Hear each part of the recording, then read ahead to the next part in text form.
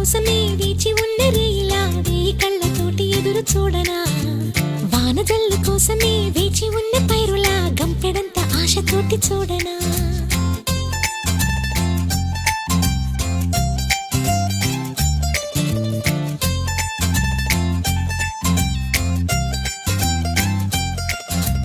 జోల పాట కోసం ఉయ్యాలలోన చంటి పాపలాగా కోడి కూత కోసం తెల్లారు జాము పల్లెటూరిలాగా ఆగనే లేనుగా చెప్పవా నేరుగా గుండెలో ఉన్న మాట ఏ ఒకటి రెండు మూడు అంటూ అరే ఒక్కో క్షణాన్ని నేను